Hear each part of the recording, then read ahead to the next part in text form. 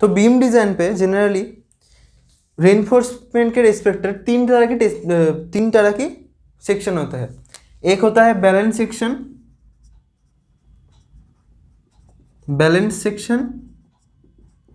एक होता है अंडर रेनफोर्स सेक्शन,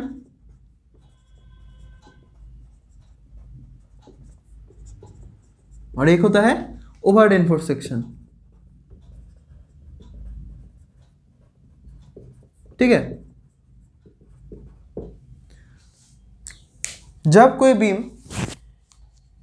बीम का सेक्शन मतलब जब कोई बीम एक ही साथ उसके मैक्सिमम वैल्यू ऑफ स्ट्रेन पर एक ही साथ पहुंच जाता है, ठीक है, एक ही साथ पहुंच जाता है, मतलब ऐसा नहीं कि डाउन मोस्ट फाइबर पहले पहुंचा, टॉप मोस्ट फाइबर नहीं पहुंच पाया, टॉप मोस्ट फाइबर पहले पहुंचा, डाउन मोस्ट फाइबर नहीं पहुंच पाया, ऐसा नहीं। एक ही साथ एक लोड कंडीशन पे जब एक ही साथ वो दोनों ही मैक्सिमम स्ट्रेन कंडीशन पर आ जाता है, तब उसको हम बोलते हैं बैलेंस सेक्शन। ठीक है। तो बैलेंस सेक्शन न्यूट्रल एक्सिस को हम क्या बोलते हैं? उसको हम बोलते हैं एक्सयू मैक्स। इसका डेरिवेशन तो हमने पहले वीडियो में निकाला था कि कैसे करें। अच्छा, फिर अंडर रेनफोर्स सेक्शन क्या है? अंडर रेनफोर्स सेक्शन का मतलब है कि उसमें रेनफोर्समेंट कम है। अगर रेनफोर्समेंट कम हुआ तो वीक पोर्शन क्या है? रेनफोर्समेंट है।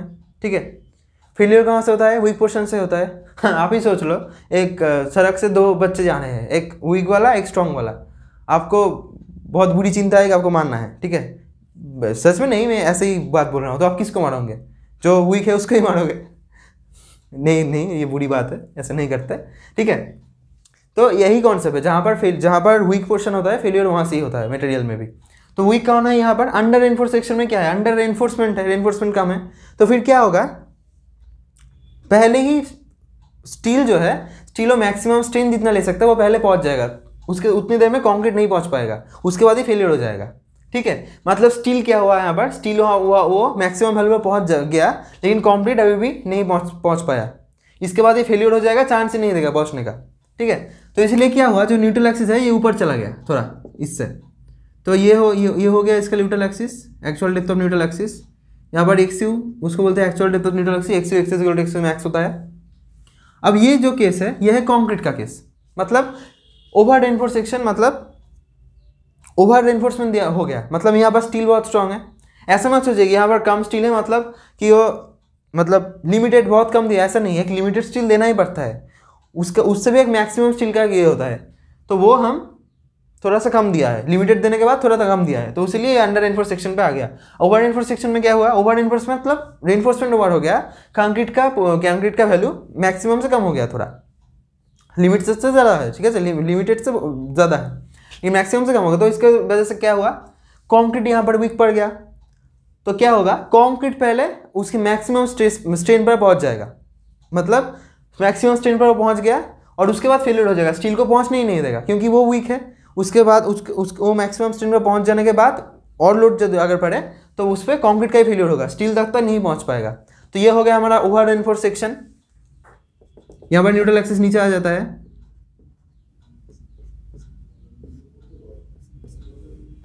ठीक है। तो ये सेक्शन एंड ये सेक्शन प्रेफरेबल है, ये नहीं है। क्यों?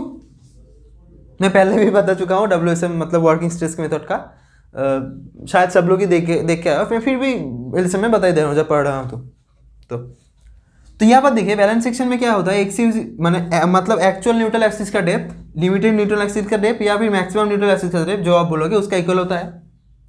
और अंडर रेनफोर्स सेक्शन में क्या होता है?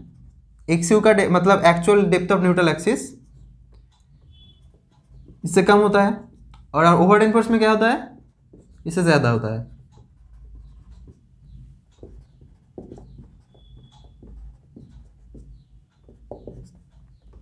और क्या?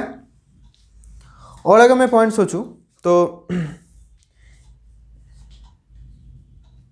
इसमें ऐसे बात नहीं, ये दोनों ही एक साथ ही टॉप मोस्ट फाइबर पे, मतलब फेलियर अगर होगा तो एक साथ ही होगा। पर इसमें जो होता है स्टील का फेलियर फर्स्ट होता है।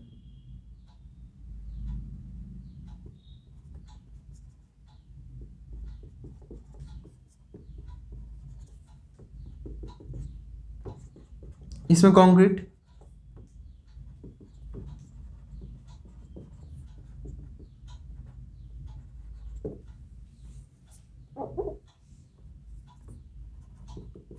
Steel will fail first, concrete will fail first. ठीक है, तो क्या हुआ, आप सोचो, स्टील एक कैसा मटेरियल है, स्टील एक डक्टाइल मटेरियल है। डक्टाइल का मतलब उसका एक बहुत ज़्यादा प्लास्टिक रेंज है, इलास्टिक के बाद वो प्लास्टिक रेंज पे आता है, मतलब डिफ्लेक्शन होता है। अब देखोगे कि परमानेंट डिफ्लेक्शन होने लगता है। तो क्या होगा, जब स्टील पर पहले फेल्योर आएगा वो डिफ्लेक्शन होगा। डिफ्लेक्शन आने की वजह से जो कंक्रीट और स्टील का जो बॉन्ड है वो बॉन्ड धीरे धीरे खत्म हो जाएगा, फिर हम कंक्रीट पर क्रैक देखेंगे। तो ये हमें क्या होगा, ये वार्निंग दे देगा। इस टाइप के फेल्योर को हम बोलते हैं डक्टाइल फेल्योर। लेकिन अगर हम इसी जगह कंक्रीट को देखो तो कंक्रीट कैसा मटेरियल है, बिटन मटेरियल, इसका कोई प्लास्टिक रेंज नहीं है। तो इलास्टिक के बाद, उसके इलास्टिक रेंज के बाद तुरंत ये क्या होगा, ये फेलियर हो जाएगा, क्रैक आ जाएगा इसमें, मतलब ये फेलियर हो जाएगा। तो आप सोचिए ये जो हो रहा है डक्टाइल फेलियर स्टील पे हुआ, स्टील क्या हुआ, स्टील डिफ्लेक्शन हुआ, डिफ्लेक्शन की वजह से जो कंक्रीट और स्टील के जो बॉन्ड है वो बॉन्ड टूटा, उस बॉन्ड टूटने की वजह से क्रैक दिखाई दिया। तो हमें वार्निंग मिल रहा है कि ये देखो यहाँ पर क्रैक आ रहा है, मतलब इसके बाद अगर लोड पड़े तो ये फेलियर हो सकता है। लेकिन जब कंक्रीट फेल होगा तब कोई लोड नहीं पड़ेगा, सॉरी मतलब कोई वार्निंग नहीं आएगा। जब भी फेलियर होगा धाम धमका के सर पे ऊपर पड़ जाएगा। तो इसीलिए ओवर रेनफोर्स सेक्शन का डिजाइन प्रोहिबिटेड होता है। बैलेंस सेक्शन का और अंडर रेनफोर्स सेक्शन का डिजाइन ओके, बट फिर भी अगर क्वेश्चन पे हमारी क्वेश्चन की वजह से एक जो सेक्शन दिया है हमें, वो सेक्शन हमें मतलब ओवर रेनफोर्स निकल गया, तब हम जब मोमेंट ऑफ रेजिस्टेंस कैलकुलेट करेंगे वो एमयू लिम के लिए सोचकर करेंगे और एक्सयू मैक्स के लिए।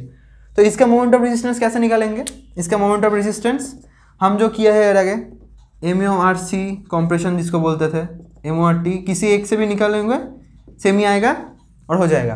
लेकिन इसमें क्या होगा, इसमें मोमेंट ऑफ रेजिस्टेंस हम देखो हमारे पास वेल डिफाइंड पॉइंट ये है, ये हमें पता है, हमें स्ट्रेस किसका पता है, हमें स्ट्रेस स्टील का पता है। तो इसलिए हम ये तो हमें पता नहीं कि कितना वैल्यू है, ये तो अनसर्टेन वैल्यू है, ये तो टोटल हमें क्या पता है, हमें सिर्फ टोटल वैल्यू मतलब अल्टीमेट वैल्यू पता है। तो हम यहाँ से स्टील के साइड के नहीं निकालेंगे, स्टील की साइड से निकालेंगे, ठीक है। और यहाँ से हम एमयू लिम, जो एमयू लिम का जो फार्मूला होता है मतलब एक्सयू मैक्स, ये फार्मूला पे अगर हम एक्सयू के जगह एक्सयू मैक्स जो हमें फार्मूला निकाले थे, एक्सयू का निकाला था तो टर्म्स डी माइनस एक्सयू पे था, वहाँ पर हम एक्सयू मैक्स सब्सटीट्यूट कर देंगे, फिर वही फार्मूला से हम ये कैलकुलेशन करेंगे, ठीक है, क्योंकि ओवर रेनफोर्स प्रोहिबिटेड है। लेकिन फिर भी अगर हमें एनालिसिस करना हो और सेक्शन ओवर रेनफोर्स होता है, ये दो तरह की हो सकता है। एक हमें पूछा क्वेश्चन में क्या ये सेक्शन एक्सेप्टेबल है, तो अगर हमें देखा एनालिसिस करके कि ओवर रेनफोर्स सेक्शन आएगा तो हम नहीं, no acceptable, it is not acceptable for design. अगर ये बोले कि एस्ट निकालने को, फिर हमें क्या करना पड़ेगा, फिर हमें एमयू लिम कैलकुलेशन, एमयू लिम सोच करी, मतलब इसके लिए जो मोमेंट ऑफ रेजिस्टेंस आता है उसको हम कहते हैं एमयू लिम, वो सोच कर हम करेंगे।